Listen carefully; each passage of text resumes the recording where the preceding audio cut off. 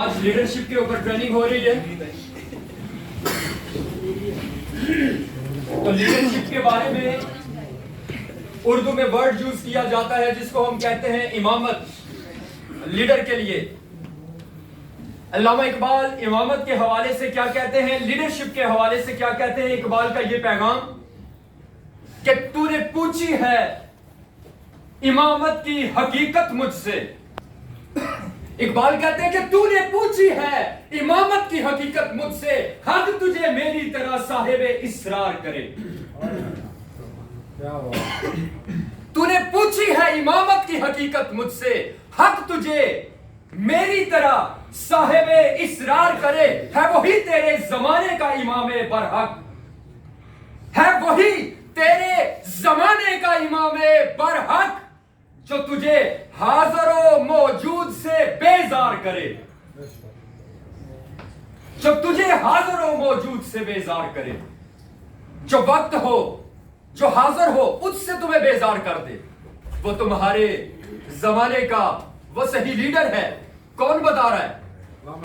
इकबाल बता रहे हैं कि मौत के आईने में तुझको दिखाकर रुखे दोस्त, मौत के आईने में दिखाकर तुझे रुखे दोस्त, जिंदगी तेरे लिए और भी दुश्वार करे, जिंदगी तेरे लिए और भी दुश्वार करे, तुम्हें और ज्यादा मसाइल में डाले, तुम्हें और ज्यादा तकालीफ में डाले, तुम्हारे लिए दुश्वारियों को बढ़ाए न कि आसान करे। दे के एहसासे ज़िया तेरा लहू गरमा दे, देकर एहसासे ज़िया तेरा लहू गरमा दे। फकर की सांग चढ़ाकर तुझे तलवार करे, फकर की सांग चढ़ाकर तुझे तलवार करे। तुम्हें ऐसा बना दे, तुम्हें इस लेवल के ऊपर लेके आए कि तुम्हारी जुबान, तुम्हारे अल्फाज तलवार से ज्यादा ताकतवर हो। वो काम जो लोग तलवार से नहीं कर सकते तुम अपनी जुबान से कर सको, तुम अपने अल्फाज से कर सको, तुम अपने किरदार से कर सको। ऐसी लीडरशिप, ऐसी इमामत।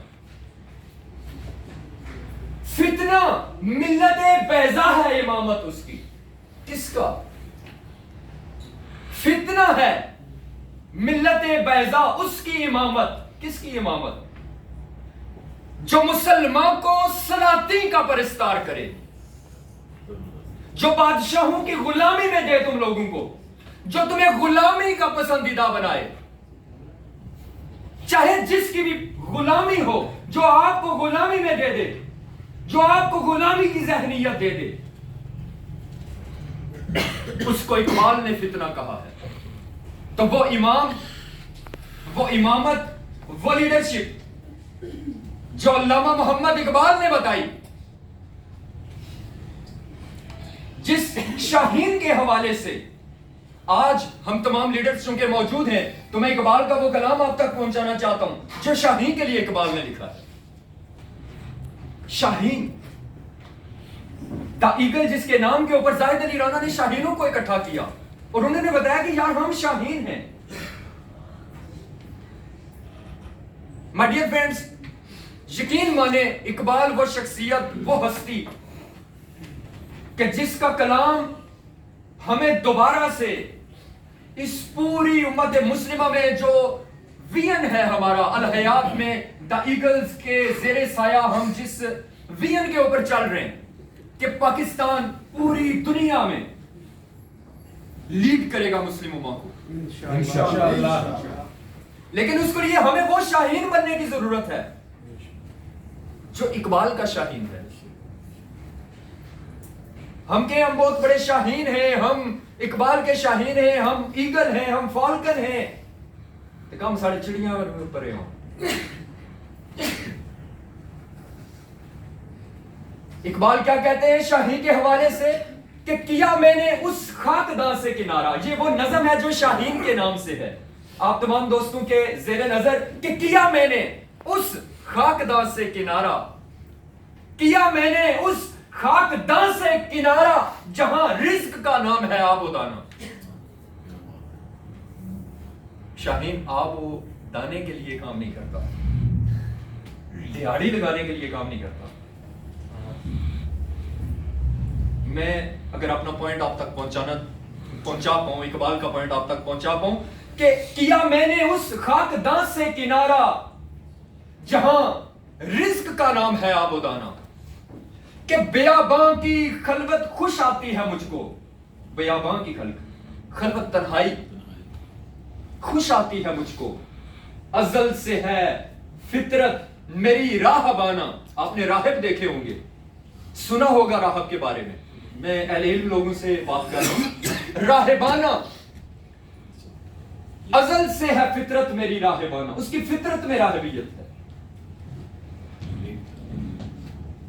कि न बादे बहारी, न बादे बहारी, न गुलची, न बुलबुल, न बादे बहारी, न गुलची, न बुलबुल, न बीमारी ये नगमाए आशिकाना।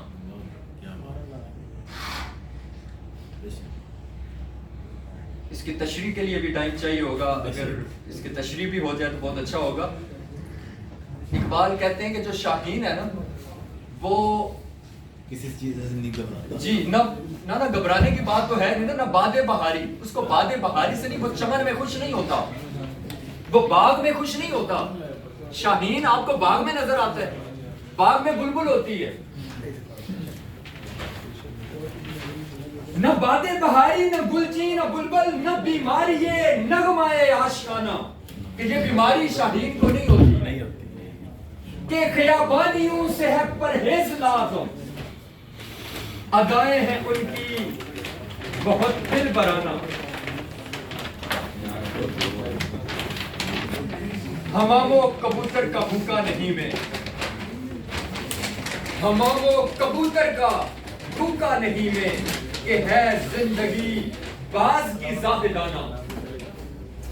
चपटना पलटना, पलट कर चपटना है खून गर्म रखने का ये एक बहाना।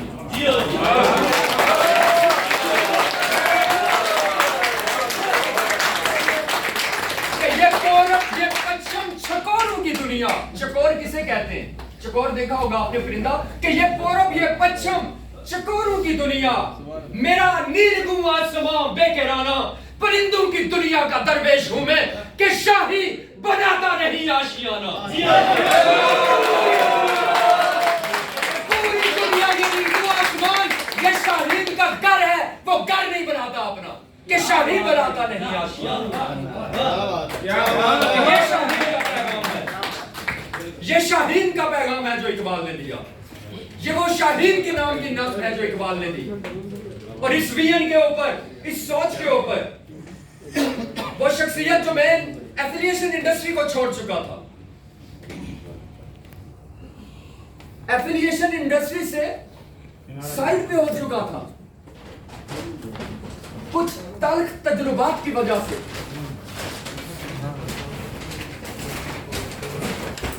My dear friends, AB Langrial साहब ने बड़ी खूबसूरत बातें की कि हम अपना आप भूल जाते हैं, अपनी हकीकत।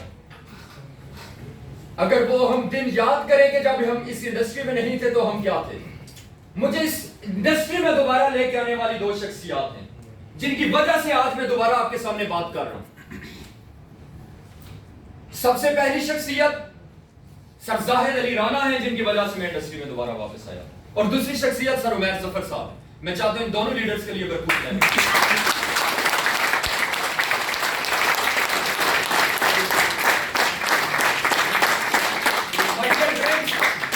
करोड़ों की लाइबिलिटीज, मुझे वो दिन नहीं भूलते, मुझे रात को नींद नहीं आती थी। मैं अपने शहर में होते हुए अपना शहर छोड़ के ऑफिस में था, और वो ऑफिस भी, वो छत भी मुझे जाहिद अली राना साहब ने प्रोवाइड की। वक्त नहीं भूलता। सवेरे जनाब आली ऐसी कचहरी तराती थाने 1001 मामलात मसाइल जब जिंदगी में आपके बुरे हालात होते हैं तो आपके अपने साथ छोड़ देते हैं। तो हमारे साथ भी ऐसा टाइम आया माय डियर फ्रेंड्स, मुझे पूंछ प्लाजा याद है, 2 दफा उसकी छत के ऊपर मैं इस नीयत से चढ़ा के लानत है ऐसी जिंदगी के ऊपर, इस जिंदगी से जान छुड़ा लोगे जिसमें इतने मसाइल हो, छलांग लगा के नीचे अपना आप खत्म कर दो, सिर्फ इस नीयत से, इस वजह से कि हराम मौत नहीं मरनी। तो रब से ये दुआ की कि मालिक अगर मुश्किलात हैं, मसाइल हैं, तो इनमें मेरे लिए बेहतरी पैदा हो। माय डियर फ्रेंड्स, अल हयात हमें अल्लाह की तरफ से तोहफे में मिला है। आपको हम नहीं बता सकते कि हम किन किन हालात में थे और हम कहां से किस किस जगह से इस इंडस्ट्री का इस सिस्टम का हिस्सा बने, और अल हयात हमारे लिए जिंदगी में आबे हयात लेके आए, इसने हमें दोबारा नई जिंदगी दी है। मैं देखता हूं कि चंद लोगों का बिलीव लेवल कितना है, तो हमें वो यकीन बनाना है जिस यकीन के ऊपर हम अपनी बुलंद वाला इमारत कायम कर सकें। अगर कुछ दोस्तों को, कुछ लीडर्स को यहां पे सक्सेस नहीं मिल रही, तो प्लीज चेक योर बिलीव, अपना यकीन का लेवल चेक कीजिए कि आपका यकीन कितना है, सिस्टम पे कितना है, अपनी जात के ऊपर कितना है, अपनी लीडरशिप के ऊपर कितना है, और रब की जात के ऊपर कितना है जिसने आपको इस सिस्टम में भेजा है। आप क्या समझते हैं आपको ऐसे मिल गया यार हयात? माय डियर फ्रेंड्स, हमें तो बड़े वज़ाइफ करने की बात है।